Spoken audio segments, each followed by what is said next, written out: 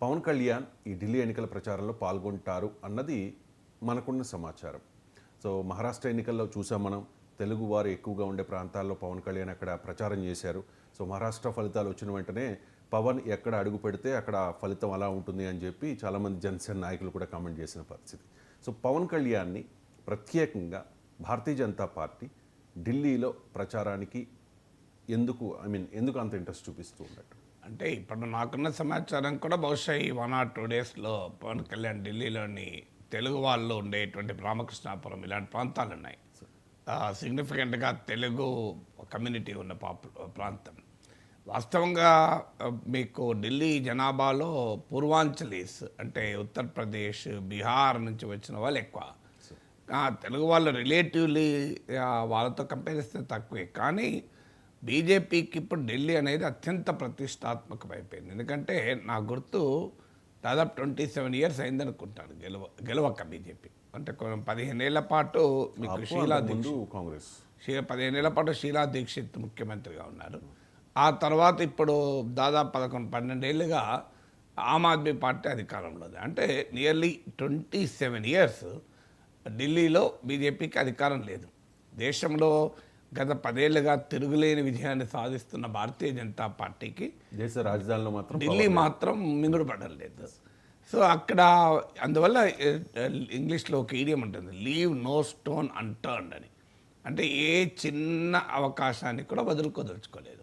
అందుకే ఇప్పుడు ఢిల్లీలో ఉన్న స్లమ్స్ పైన పెద్ద ఎత్తున ఫోకస్ పెట్టారు. ఎందుకంటే ఈ స్లమ్స్ అంతా ఆమ్ ఆద్మీ పార్టీకి బలమైన స్థావరం. ఎందుకంటే ఆమ్ ఆద్మీ పార్టీ సంక్షేమ ఎజెండా, వాళ్ళకు education, health, water, power, transport, ఈ 5 కీలకమైన సర్వీసెస్ను చౌకగా ఉచితంగా అందించడం వల్ల ఆ సెక్షన్స్లో ఒక బలమైన భూమిక ఉంది. వాస్తవంగా ఆమ్ ఆద్మీ పార్టీ ఏర్పాటు కూడా ఈ స్లమ్స్లో పనిచేసిన అనేక స్వచ్ఛంద సంస్థలు ఆ ఏర్పాట్లో కూడా కీలక భూమిక పోషించారు. ఇప్పుడు అరవింద్ కేజ్రీవాల్ పార్టీ పెట్టకముందు ఐ థింక్ పరివర్తన్ అనుకుంటా, ఆయనది ఒక ఎన్జిఓ ఉండే. ఆ ఎన్జిఓ కూడా నీకు ఈ స్లమ్స్లోనే బాగా పనిచేసింది. అక్కడ రేషన్ కార్డులు ఇప్పించడం నుంచి మొదలుకొని చాలా పనులు చేశారు, రైట్ ఇన్ఫర్మేషన్ ఆయుధంగా ఉపయోగించుకుని.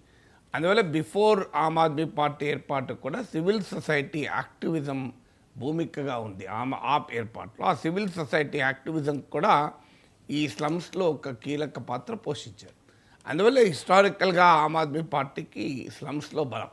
ఇప్పుడు అక్కడికి కూడా ఇప్పుడు ఆమ్ ఆద్మీ పార్టీని ఎదిరించడానికి అనాథరైజ్ స్లమ్స్ను ముట్టుకోము అంటూ కేంద్ర హోంమంత్రి అమిత్ షా వెళ్ళి ప్రామిస్ చేయాల్సి వచ్చింది. అలాగే ఈసారి సెలబ్రిటీలను పెద్ద పెద్ద వాళ్ళని కూడా పక్కకు పెట్టేసి క్షేత్రస్థాయిలో ఎవరు ఉన్నారు అని గమనించి వాళ్ళకి టికెట్లు ఇచ్చారు. ఢిల్లీ అంటే విఐపీలకు టికెట్లు అనే యాంగిల్లో కాకుండా ఇలా ప్రతి అంశంలోనూ ఆర్ఎస్ఎస్కు చెందిన భారీ సంఖ్యలో కార్యకర్తలు ఢిల్లీలో పెద్ద ఎత్తున పనిచేస్తున్నారు, ఇతర ప్రాంతాల నుంచి కూడా వెళ్ళి. సో ఈ పూర్వాంచలీస్ కూడా ఆమ్ ఆద్మీ పార్టీకి ఒక స్ట్రాంగ్ సెక్షన్. బీజేపీకి ప్రధానంగా ఈ పంజాబీ ఎలీట్ ఉంటారు, అంటే పంజాబీ వారు ప్రధానంగా బీజేపీకి అంతకుముందు జనసంఘ్ కాలం నుంచి కూడా పంజాబీ మైగ్రెంట్స్ టు ఢిల్లీ అనేది ప్రధానమైన సపోర్ట్ బేస్. ఇప్పుడు ఆ సపోర్ట్ బేస్ను దాటి ఆమ్ ఆద్మీ పార్టీకి బలమైన సపోర్ట్ బేస్గా ఉన్న పూర్వాంచలీస్, దళిత్స్ అంటే ఈ వర్గాలను ఎంటర్ కావటానికి పెద్ద ప్రయత్నం చేస్తారు. దళిత్ ఓటర్లలో తీసుకుంటే ఈవెన్ 1993 అంటే లాస్ట్ టైం బీజేపీ గెలిచింది, అప్పుడు కూడా 10 ఎస్సీ రిజర్వ్ సీట్లో 9 బీజేపీ ఓడిపోయింది. అంటే ఢిల్లీలో బీజేపీ అధికారంలోకి వచ్చిన సమయంలో కూడా 90% of the reserved constituency BJP ఓడిపోయింది. అంటే ఎంత బలహీనంగా ఉందో దళిత్ ఓటర్లలో మీకు ఒక ఉదాహరణ. అందువల్ల ఈసారి ఆ Purvanchali voters, Dalit voters, Delhi slum voters ఇలా ఏ చిన్న సెక్షన్ను కూడా బీజేపీ వదలదలుచుకోలేదు. ఎందుకంటే చాలా మెటిక్యులస్గా అట్లీస్ట్ ఆమ్ ఆద్మీ పార్టీని ఢిల్లీలో ఓడించలేకపోయినా వాళ్ళ బలాన్ని సబ్స్టాన్షియల్గా తగ్గించాలి. ఎందుకంటే 2015లో 70 అసెంబ్లీ సీట్లున్న ఢిల్లీలో 67, 67 ఆమ్ ఆద్మీ పార్టీకి వచ్చింది. మొన్న 2020లో 62 వచ్చాయి. ఇంట్రెస్టింగ్ ఏంటంటే ఢిల్లీలో ఉన్న లోక్సభ సీట్లలో మొత్తం బీజేపీ స్వీప్ చేస్తుంది. అలాంటిది ఇక్కడ మాత్రం అసెంబ్లీ మాత్రం కొరకరాని కొయ్యగా మారిపోయింది. అందువల్ల ఈ పరిస్థితిని, ఈ కాంట్రడిక్టరీ సిచ్యువేషన్ మార్చాలి అనేది బీజేపీ ఒక మామూలు ఎఫర్ట్ పెట్టడం లేదు. ఢిల్లీలో ఓడించగలిగితే ఓడించాలి, లేకపోతే అట్లీస్ట్ మీకు కనీసం మార్జిన్ తగ్గించాలి. అందుకే కేజ్రీవాల్ను అరెస్టులు చేశారు, మీకు ఉప ముఖ్యమంత్రిని అరెస్ట్ చేశారు, మినిస్టర్లను సత్యేంద్ర జైన్ లాంటి వాళ్ళని తీసుకెళ్ళి లోపలేశారు, సంజయ్ సింగ్ పార్టీ రాజ్యసభ సభ్యుడు వేశారు, పార్టీలో number 2 deputy chief Manish Sisodia అయితే 7.5 పైగా జైల్లోనే పెట్టారు.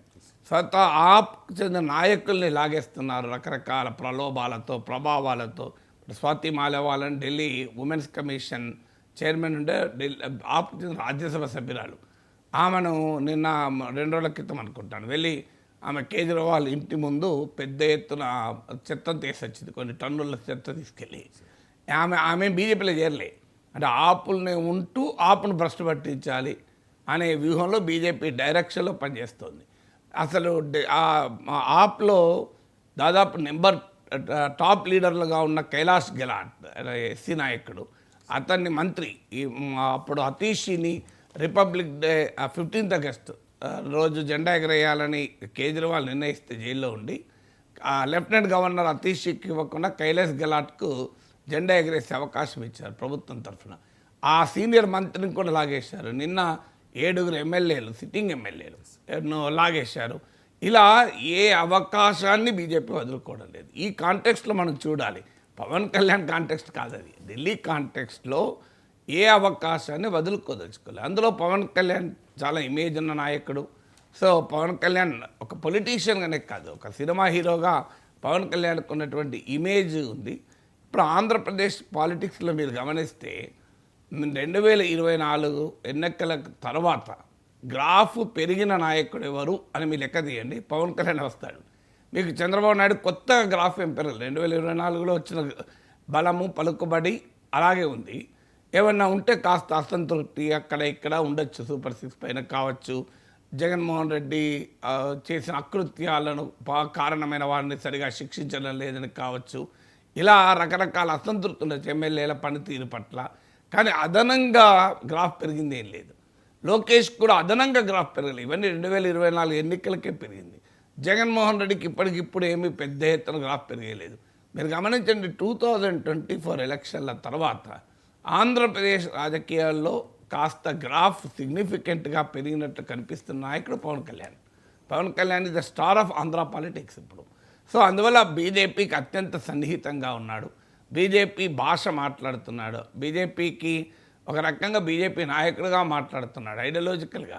అందువల్ల BJP is investing in Pawan Kalyan. Pawan Kalyan పైన బీజేపీకి చాలా నమ్మకాలు ఉన్నాయి, విశ్వాసాలు ఉన్నాయి, ఆశలు కూడా ఉన్నాయి. అందుకే మీకు తెలుగు వాళ్ళు ఉన్న ప్రాంతాలు, మహారాష్ట్రలో షోలాపూర్ ఈ ప్రాంతంలో పవన్ కళ్యాణ్ ప్రచారం చేశాడు. ఇక పవన్ కళ్యాణ్ ప్రచారం చేసిన చోటల్లా గెలుస్తాడు అనేది జన సైనికులు ఆనందంగా చెప్పుకోవచ్చు, తప్పేం లేదు వాళ్ళ నాయకుడి గురించి. కానీ అది too much of N argument. ఎందుకంటే మహారాష్ట్రలో బీజేపీ వల్ల గెలుస్తారు, ఫడ్నవీస్ వల్ల కాక పవన్ కళ్యాణ్ వల్ల గెలుస్తారంటే ఎట్లా? పవన్ కళ్యాణ్ ఒక పాత్ర పోషిస్తాడంతే. ఇప్పుడు ఢిల్లీలో రేపు ఓడిపోతుంది పవన్ కళ్యాణ్ తప్ప, అంటే పవన్ కళ్యాణ్ పోయిన చోటు ఓడిపోతాడని ఆయన మీద రాలేద్దామా? సో మనం ఎన్నికల తర్వాత క్రెడిట్ ఇవ్వడం ఈజీ, మన ఎన్నికలకు ముందు క్రెడిట్ చెప్తే డెబిట్ కూడా అవుతుంది.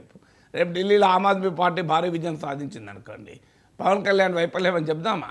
ఓడిపోతే పవన్ కళ్యాణ్ వైఫల్యము కాదు, గెలిస్తే పవన్ కళ్యాణ్ వల్లనే గెలిచారనేది కరెక్ట్ కాదు. గెలిస్తే బీజేపీ వల్ల గెలుస్తారు, ఆర్ఎస్ఎస్ వల్ల గెలుస్తారు, మోడీ వల్ల గెలుస్తారు. అందులో అనేక పాత్రలు అనేక మంది పోషిస్తారు.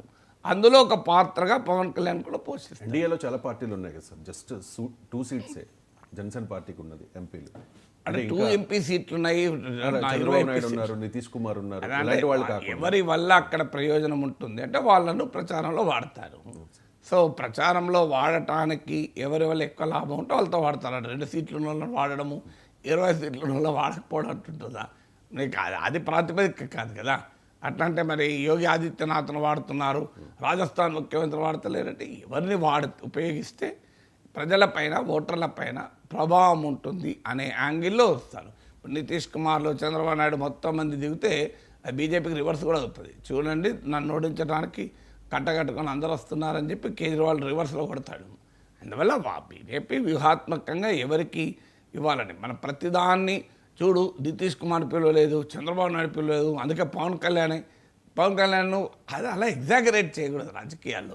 పవన్ కళ్యాణ్ పాత్ర పవన్ కళ్యాణ్కు ఉంది, క్రౌడ్ పుల్లర్ కాబట్టి పవన్ కళ్యాణ్కు ఉన్న పాత్ర పవన్ కళ్యాణ్కు ఉంది. పవన్ కళ్యాణ్ పిలుస్తున్నారు, దాన్ని చంద్రబాబు నాయుడు పిలవలేదు, పవన్ కళ్యాణ్ పిలుస్తా అంటే చంద్రబాబు నాయుడు దండగా అని ఈ కంక్లూజన్లకు రావడం అనేది అర్థం లేని పని. ఎవరిని ఎక్కడ ఉపయోగించుకోవాలో అక్కడ ఉపయోగించుకుంటారు. ఇప్పుడు ఎన్డీఏ మిత్రపక్షాలు చెందిన ముఖ్యమంత్రులు అందరినీ పిలిస్తే ఇంకో రాంగ్ మెసేజ్ కూడా పోతుంది కదా. అంటే బీజేపీ సొంతగా గెలవలేని పరిస్థితిలో ఉంది, అందుకొరకే తన మిత్రపక్షాల ముఖ్యమంత్రులందరినీ పట్టుకొస్తుంది అనేది ఒక నెరేటివ్ బిల్డ్ చేస్తాడు కేజ్రీవాల్. అది బీజేపీకి నష్టం కదా. అందువల్ల బీజేపీకి పవన్ కళ్యాణ్ వల్ల ఎక్కువ లాభమా, చంద్రబాబు నాయుడు వల్ల ఎక్కువ లాభమా అనే యాంగిల్ చూడరు. ఓవరాల్గా ఇప్పుడు నితీష్ కుమార్, చంద్రబాబు నాయుడు అందరూ వస్తే ఖచ్చితంగా అది కేజ్రీవాల్కి ఆయుధం అవుతుంది. చూడు, చాతకాదని తేలిపింది బీజేపీకి. మోడీ अमित शाह दोनों मिलकर आए तो मेरे को नहीं हार सकते, इसीलिए देखो पाटना से नीतीश कुमार को बुलाया, अमरावती से चंद्रबाबू नायडू को बुलाया, मेरे को हराने के लिए देखिए कितना लोग आ रहे, क्या मोदी जी को क्या उन्होंने अकेला नहीं आ सकते क्या అని మొదలు పెడతారు కేజ్రీవాల్.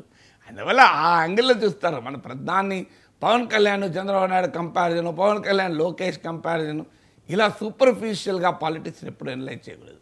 పాలిటిక్స్లో డెప్త్ ఉంటుంది. చంద్రబాబు నాయుడు కాకుండా పవన్ కళ్యాణ్ను పిలవడంలో ఉద్దేశం చంద్రబాబు నాయుడు తక్కువ, పవన్ కళ్యాణ్ ఎక్కువ అని కాదు.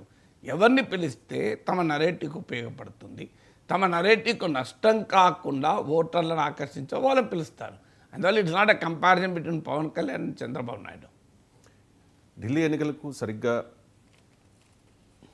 5 రోజుల ముందు